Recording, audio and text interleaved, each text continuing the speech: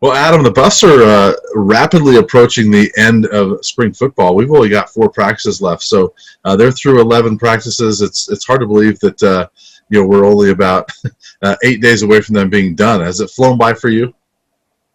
It has. It really has. And I think being able to go in person a couple times was just a fun experience. So it kind of made it seem like they say, time flies when you're having fun. So I'm one of the few people that enjoys covering spring ball because it is a time when you can delve a little deeper into certain guys. Like, you talk to Brian Michalowski and you ask him about Devin Grant and you get updates on how these guys are developing. Whereas middle of the season, the guys that aren't playing, you're just not going to spend a whole lot of time on as a media member. So it's been good. The interviews have been fantastic. I think in normal times, it's nice to be able to do some one-on-one interviews because you can kind of have a sequence of questioning. Sometimes it's a little bit choppier over Zoom, right? Just because different people have different ideas of what they want to ask. But the interviews have been fantastic here recently. Yeah, they really have. And, we talked about it last week with Ashad Clayton was great. Brendan Lewis was really good. I thought Brendan Rice was good this week. Mark Perry was really good. Mitch Roderick was another one that, he's always good for, a quote of the year candidate. He always throws one of those in there. But I agree with you. I enjoy covering spring ball. I know fans want to ask us, how's this team look? And I don't know how they look. It's hard to gauge what this team's going to look like based on this spring. But I enjoy covering it for the same reasons you do. Is we're going to give some attention to guys that may not normally get it. Guys that like a Devin Grant that right now, who knows if he'll play a whole lot this season, but we get a chance to give him some credit right now. So I like it.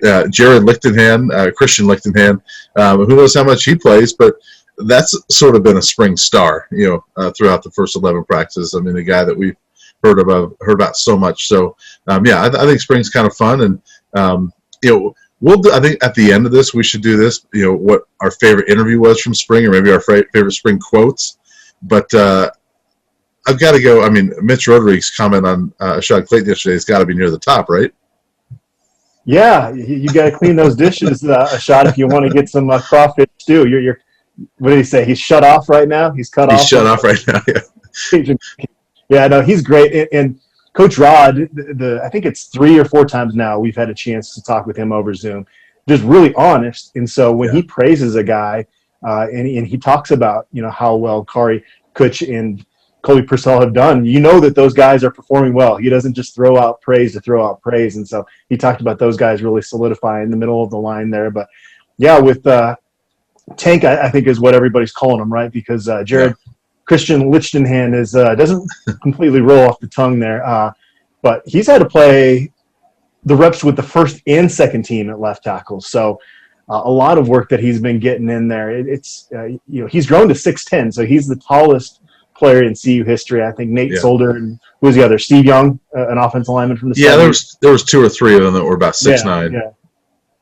But no, so that's been good for his development. Obviously, Jake Wiley as well. But they're bringing in some transfers there on the offensive line. Noah Fensky from Iowa. He was a backup to one of the 3 Remington Award finalists in 2020 is coming over. And he played tackle in high school and told me that he expects to start out at tackle at CU. So he'll join that competition at right tackle. Maybe Max Ray will come. He hasn't made an announcement yet. He's looking at some other options as well. I think they probably need to get in at least one more tackle just because we've seen this spring how quickly that group can get depleted. So really anxious to see how that competition shakes out. Coach Rod revealed that Frank Phillips' injury was a torn labrum. So I think what is the recovery on that, 4 to 6 months? So that's unfortunate for him because we had just heard great things out of his development, and that kind of sets you back a little bit. Yeah, and hopefully it's closer to that 4 because that would get him back near the start of fall camp. But the one positive thing there is Coach Rodriguez said that before he went down, Phillip had shown that he can definitely play that left tackle spot. So I think that when he's healthy, whenever that is, I expect to pencil him in at that left tackle spot. But hey, Tank getting those reps right now. Jake Wiley, you mentioned. He mentioned that those are probably the top 2 guys that have benefited from some of the injuries and the being shorthanded this spring. So I agree with you. They've got to get some more tackles in. we've always kind of looked at a guy like Cannon Ray as a potential tackle. That doesn't appear to, be in their plans at all. I mean, I think they look at him as a guard at this point. I mean, it just seems like, as Coach Rod said yesterday about Tank, he said there's only one tackle. He's it. That's why he's having to play, both spots. So that line's depleted right now, but I think that I like some of the pieces if everybody's healthy in the fall, but they do need some depth because, like you said, we've seen that it can very quickly go from that's a good-looking group to it's not very deep. And Carson Lee's another guy that's benefited this spring. He's been running with the second team offensive line at center. Obviously, Kari Kutch could be an emergency option again there at center, but if Carson Lee can develop there and be a guy you would feel comfortable putting out there in a game, that would be huge for their depth. And I've never seen a human being that looks more like an offensive center than Carson Lee. Yeah, I agree with you. And, I think that the fact that they are depleted, but the fact that Carson Lee's been healthy, Josh Giants has been healthy, and I can't remember who told us earlier this spring that Josh is having a good spring. But I think that helps Kari Kutch be able to just focus on guard. And it sounds like he's just been able to sit and play left guard, which has really helped him get a lot better. I think that it hurt him last year to have to go from guard to center. A couple times, he wasn't sure what he was going to do, and it was sort of last minute, hey, you're going to be a center this week. So I think it's been good for him to be at left guard. They've got to get Carson Lee and Josh Giants, if needed, up to speed to be those second and third centers right now. But Colby Purcell, Coach Rod raved about Colby Purcell as well, his leadership and the way he's playing.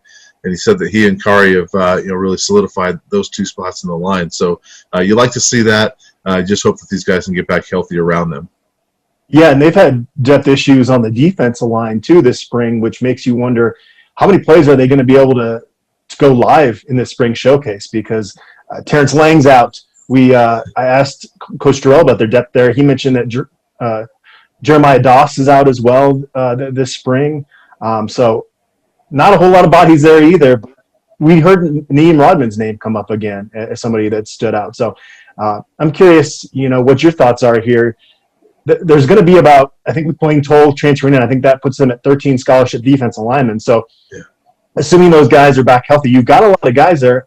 Are you concerned about their depth, though, just because outside of Terrence Lang and I guess to an extent Sami and Janaz Jordan as well, just not a whole lot of proven guys in that room right now? Yeah, I mean, I think that their depth is certainly a concern. I would hope that they're healthy by then, but it does sound like Naeem Rodman's had a really good spring. I think that he's kind of sort of taking that natural progression. We've seen good things out of him in spurts, and he's now a third-year player, so it's time for him to take that jump. I like where he is from what we hear. If he can be that fourth guy, I mean, they typically play throughout the season, 5-6 guys maybe that get a lot of reps. So as long as you're healthy, you've got Janaz Jordan, you got Jalen Sami, you got Terrence Lang, Naeem Rodman. Coach Durrell, I think it was, mentioned Austin Williams has kind of come on a little bit this spring. So you get some of those guys in there. I think they're going to be okay. It's just my concern is if Jalen gets hurt. If Janaz gets hurt, if Terrence Lang does not come back healthy, you can't have those three guys get hurt. I think as long as you've got them playing the bulk of the reps, I think they'll be okay. Yeah, it will be interesting to see exactly how those guys are used. We've seen a few things in the scrimmages, but you don't know how different that's going to look in the fall when they have more bodies there. How much they've been forced to go with less defensive linemen just because of those injuries there. They're going to be probably pretty cryptic about what that's going to look like until they kick off the season. But I am anxious to see just how different that front group is used by Chris Wilson now as the defensive coordinator. Yeah, it'll be interesting. We saw last week at the scrimmage that we were able to see, we saw a lot of sets where they only had two defensive linemen. There was two guys are listed as defensive linemen on the field a lot with a couple outside linebackers. But you have to wonder, is that what they're going to do a lot? Or is it because they only have, 5-6 bodies right now? So that's the defense they're running to kind of keep guys fresh. So, but I think they'll get creative with it. I think that they have options and they got guys around them that are developing that, if you can get a Devin Grant, if you can get Josh Gustav, Guy Thomas, guys like that going on outside linebacker, maybe you feel comfortable putting a couple of those guys out there and taking some pressure off that defensive line group. Yeah, you mentioned Josh Gustav there. I thought it was interesting Brian Michalowski, said that he goes around during stretches every day and talks to the tight ends and asks them who's the toughest to block. And apparently Gustav's gotten a couple nominations there, and that's pretty impressive when you consider that Carson Wells, one of the better outside linebackers in the country, is in that position group. Yeah, the fact that all the tight ends are not saying Carson Wells is probably a good thing, because that means that the Buffs are developing somebody else. I have no worries about Carson. If somebody votes for somebody else, we've seen enough of Carson Wells.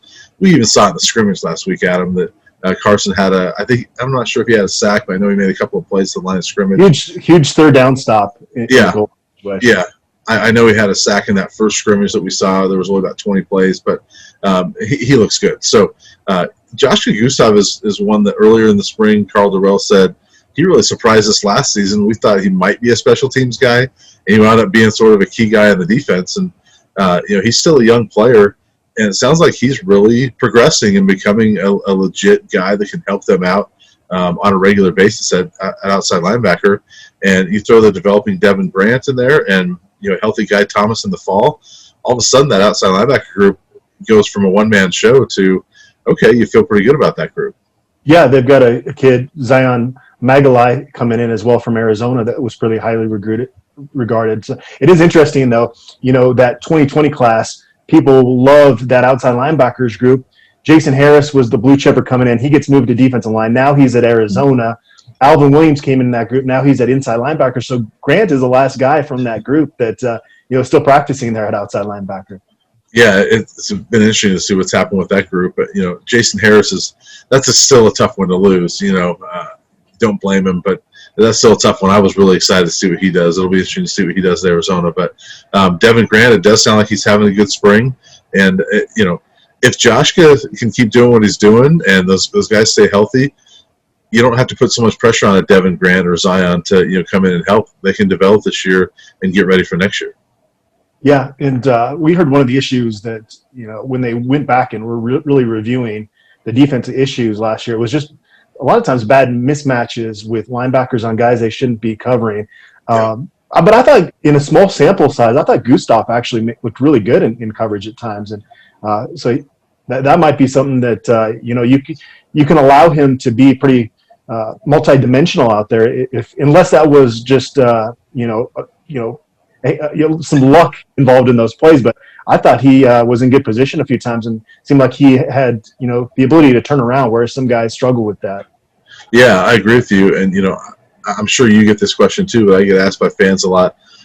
Who's my candidate for a breakout player? I've never said Joshka, but maybe we should start saying Joshka. He's one that he has played a little bit, and so you think of a breakout candidate as someone that maybe hasn't played, but maybe he takes that big step and becomes that guy on the opposite side of Carson Wells. And if they can get that other guy, Carson Wells can look a lot better, because if they don't have anybody else on that other side that can put any fear whatsoever in an offense, then Carson Wells, after the season he had last year, might have a tougher time. Is that your pick then? We actually had that as a topic on our message board here recently. I went with Montana Lamonius Craig on offense. When you hear a freshman receiver get called as a guy that's like a security blanket for quarterbacks, to me that tells me he's going to be on the field a lot. Yeah, with Montana, I love what I see from him. I still see with a breakout candidate, I almost see a breakout candidate as a receiver having 30, 40 catches. I'm not sure if I see that out of him, because I still see him as, if everybody's healthy, the fourth best receiver, at best. I think Dimitri, Brendan Rice, and Vontae Schnall are going to get the bulk of those catches. I think Lamonius Craig is going to be really good down the line and might make 8 to 10 catches this year. But I'm not sure how big of an impact he's going to have. We'll see. I haven't really thought too much about breakout candidates. Joshua would be one. Montana, I could definitely see, being that guy that has that breakout season. But I can see Nigel Bethel Jr. on defense if he continues to be a magnet to the ball leading up to the season. He's probably a guy that's going to be hard to keep off the field. Well, and if that move from Mackay going into the nickel, is that predicated on the fact that they really like what Nigel Bethel's doing? Is that something that we're going to see, Mackay in the nickel more so than not. And if so, that means that Nigel Bethel's playing really well. So he could definitely be a breakout candidate there. I would throw Mark Perry up there as well. I mean, he's one that we've seen him sort of a lot on the field, but by his own admission recently, he did not play very well last season. I thought he was a little shaky last season as well. So he's one that I know fans have been very excited about from the time he got here. And, he sounds very determined. And he's a guy, I think, that has all-conference potential. And I could see him, if he's really determined and going after it this year, he could be a breakout candidate. Yeah, maybe our expectations were just a year off with him, because you do think back to when he broke out late during his first season in 2019. He was playing a nickel role where he had, he was going to get after the passer, and he had to move to a traditional safety role in a complex defense. This is yet another player that's mentioned to us that this was a very complex defense they were playing in the previous 2 years. So I think he was at strong safety last year. Now he's at free safety. I wouldn't think that transition is tough as going from a nickel star role to the back end there. So, it takes these guys some time to develop it, especially, again, we keep hearing how complex defense was. And but he's certainly got the speed out there. It's been, fun to kind of track those guys with the 100-meter dash. I think he ran a 10.65, I think, in the second meet. So he's showing improvement there. He can make a run at Davion Taylor's time of 10.51. Yeah, and Mark Perry's only 19 years old. He's still a young player. I think we get excited about these guys coming in and expect them to be really good right away. But most guys take time to develop. I think Mark's doing fine. It's just it's another year in his development. I expect him to be a lot better this year. I know he expects himself to be a lot better. So I think that's one of the exciting things about this team, Adam, is there's a lot of breakout candidates, throughout this roster. And there's, with Carl Durrell's philosophy of, really, promoting competition throughout the roster, there's a ton of breakout candidates. And really on offense, it might be Brendan Lewis. Brendan Lewis has only played, part of one game in college football. And if he becomes a starting quarterback, there's a breakout candidate right there. So there's a lot of them on this team, and I think that's one of the exciting things. It makes you a little bit nervous because it's not, a lot of established guys that you say, yeah, this team's going to win the conference. But I think there's a lot of guys that are breakout candidates. Yeah, and there's still a few spots that have some depth issues. Talk about, needing to bring in another offensive tackle transfer to the one they've already, got a verbal commitment from. Safety, maybe you want to add a guy there, but it does feel like, based off a lot of these guys getting reps this spring, that we might see more rotations, more depth on this team than we've seen in a while.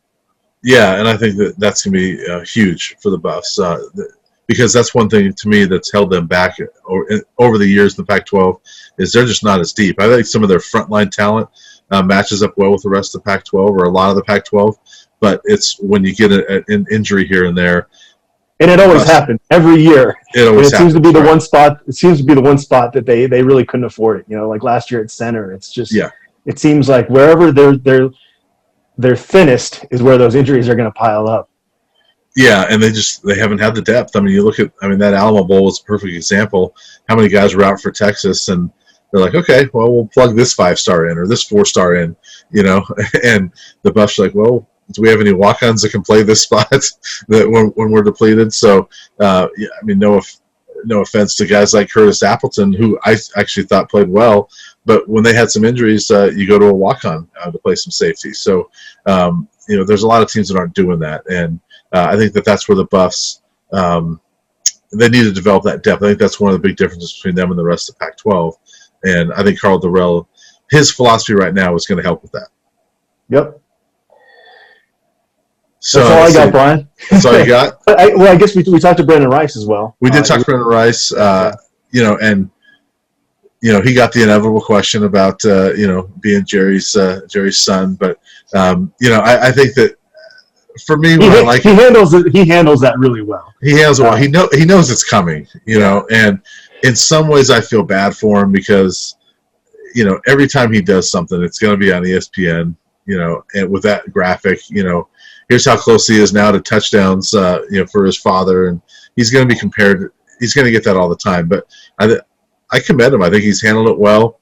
I think he has a great attitude about it. It sounds like he's actually a pretty humble guy, and he continues to say, "Hey, I just want to work hard and make my own name," and he's actually doing it. And I thought one of the funniest moments was when you asked him about trolling people on not trolling, but just kind of messing with fans on Twitter. He loves doing that. Yeah. It was funny. It goes back to when he was a high school recruit. There are people that were convinced that he was going to Michigan at one point, convinced he was going to Oregon at one point, convinced maybe he'd flip to Arizona State late in the process.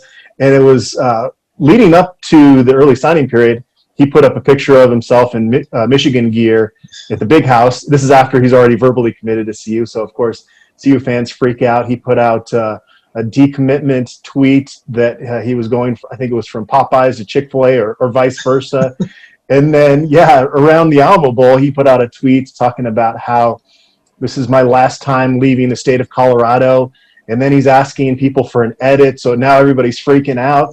And he puts out a tweet that he's transferring video game systems. So, he's had fun with CU fans and all in good fun. But he did say, "I love Boulder," and quote, "I'll never leave." So maybe CU fans should stop getting worked up about some of his antics on social media. But it is pretty fun to follow him. It is fun, and I think he's on a really good trajectory. And I think when he does leave, it might be to the NFL the way he's going. I mean, I love his potential, and he's a fun guy, and he was another one that just add to the list of what have been really good interviews this spring. So we've been kind of lucky this spring. I don't know how many people covering college football have had the interview access and things that we've had, but props to CU. We say it every once in a while, but props to that staff there because they've had some adversity this spring with Curtis Snyder, one of the stalwarts there in that group. He's helped us out a lot with football, dealing with colon cancer and recently had surgery. So, shout out to Curtis. Hope it sounds like he's doing well, but they've been shorthanded in the sports information department. So they've done a great job, and it's been fun to cover this team this spring so far, the first 11 practices. Yeah, it has been good. And like you said, there's only 4 left. I would love to keep going a few more weeks because it has been great content that we've been getting, and they've done a great job coordinating all of that. Yeah, well, and because we have 4 more, we have plenty more videos to do. So we'll be back. They have a scrimmage on Friday, which we won't get to see, but we'll get some interviews after that, and we'll talk about that over the weekend.